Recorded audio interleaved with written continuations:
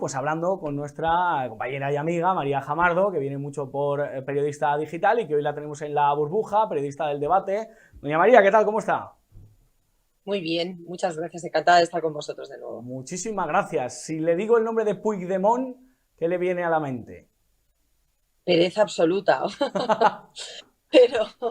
pero con respecto a mi ocupación principal, que son los tribunales, la última resolución que estábamos esperando del Tribunal General de la Unión Europea, que confirma la decisión de la Eurocámara por la que se levantó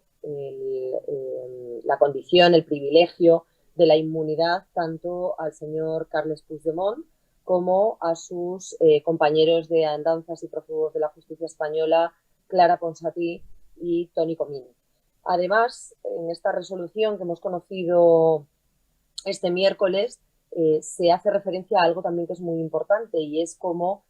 no es necesario para ese procesamiento que todavía sigue pendiente de que regresen a España en el Tribunal Supremo, que este alto tribunal español pida el suplicatorio, como ellos decían que era obligatorio,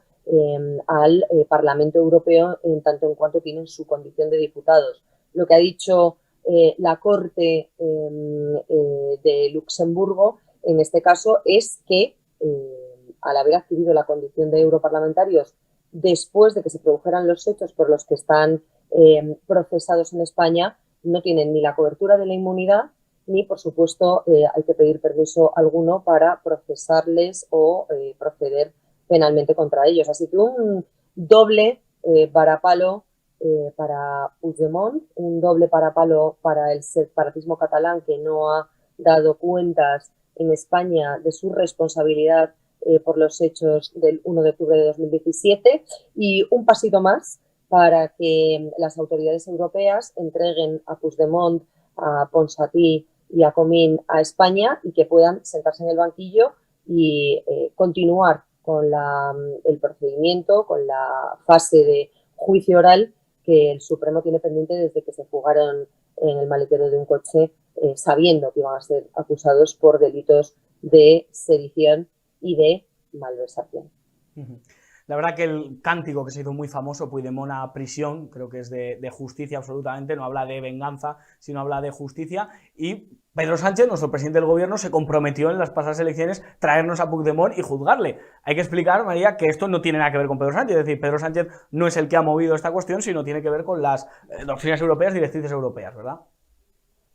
Tiene que ver con la acción de un tribunal de justicia, que es el Tribunal Supremo, que por su condición de aforados es el competente para enjuiciarles, tal y como dijo el Tribunal de Justicia de la Unión Europea, que era otra de las cosas que discutía el separatismo catalán ya hace unos meses. Y una vez resuelta esta cuestión prejudicial, en la que se reconoce la legitimidad del Supremo español para enjuiciar los hechos del 1 de octubre de 2017, de ese procés que pretendía subvertir el orden constitucional y separar una parte del territorio de España del resto del territorio reconocido en nuestra Carta Magna, pues lo que dice básicamente es que hay que continuar procesalmente contra estas personas, y lo persigue durante todos estos años ante las autoridades europeas. Se ha comportado de manera bastante dudosa Bélgica en este asunto, haciendo oídos sordos a una orden europea de detención y entrega que estuvo vigente durante mucho tiempo y que se negó a atender cuando precisamente la finalidad de la orden europea de detención y entrega que se dictó por parte del Supremo para que volviesen a España los que se habían fugado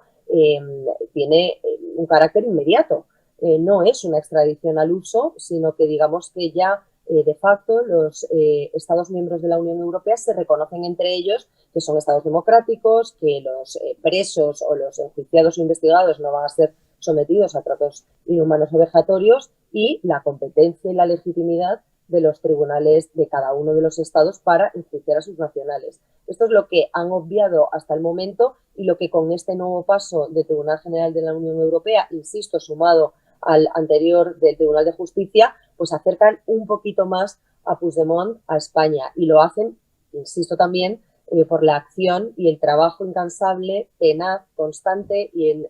un absoluto segundo plano del magistrado instructor de la causa, el juez del Supremo, Pablo Llarena. Pedro Sánchez, muy al contrario, les ha facilitado que si finalmente son entregados a la justicia española y se sientan en el banquillo, en lugar de ser juiciados y condenados, en su caso, si así lo considera el tribunal competente, por sedición y por malversación, solo lo van a ser, en el caso de Puigdemont, por malversación, porque la sedición ha sido eliminada como tipo penal del Código Penal que ha modificado Pedro Sánchez. Incluso aunque en los próximos días, en las próximas semanas, una vez se celebran las elecciones del 23 de julio, se cambiase el signo del gobierno y el nuevo gobierno conformado por las urnas decidiese volver marcha atrás y restaurar el delito de sedición, como no se puede aplicar retroactivamente lo que es perjudicial al reo, en todo caso, Puigdemont responderá solo por malversación y eso tenemos que agradecérselo, eso sí, al señor Pedro Sánchez. A Pedro Sánchez, madre mía. Por lo tanto, María, y para acabar, ¿a qué pena se puede enfrentar? ¿Cuánto tiempo puede estar en la cárcel después de ser un prófugo de la justicia, huido, una persona que pues, cometió un golpe de Estado, aunque la justicia pues, le encausó por esa sedición y por esa malversación, pero solo puede cumplir, por lo que muy bien has explicado, solo la malversación? ¿Cuánto puede estar en la cárcel Puigdemont? Y si no le puede indultar Pedro Sánchez si luego gana las elecciones, como ha hecho con sus compañeros. Bueno, eso te iba a decir, que ya es un poco relativo la duración de la pena que le puede imponer el Supremo si le condena después de celebrarse un juicio con todas las garantías, como no puede ser de otra manera. Aún así, le cabe la opción al gobierno, como ya hizo con sus socios de Esquerra, que sí respondieron ante el Tribunal Supremo y que llegaron a ingresar en prisión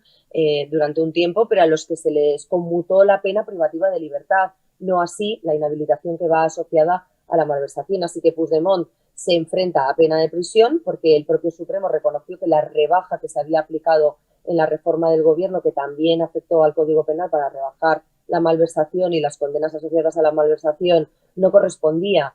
o no podía ser aplicada en el caso de los líderes, de los cabecillas del procés de Cataluña, así que será la máxima pena que se le puede imponer dentro de ese tipo delictivo de la malversación de caudales públicos y la inhabilitación que va aparejada para poder desempeñar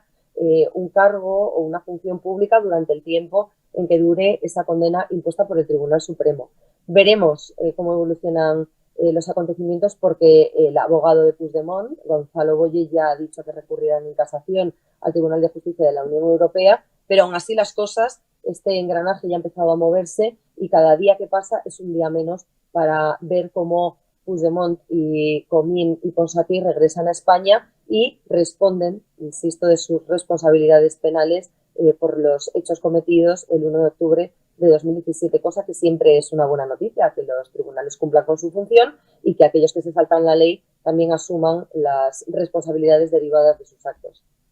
Estoy absolutamente de acuerdo, María, que tienen que venir a España, tienen que ser juzgados y que se haga justicia con ellos. Es imprescindible para que hablemos de Estado de Derecho y para que realmente, pues oye, se haga algo de justicia. María Jamardo, muchísimas gracias por estar en la burbuja de Periodista Digital. Muchísimas gracias a vosotros. Gracias.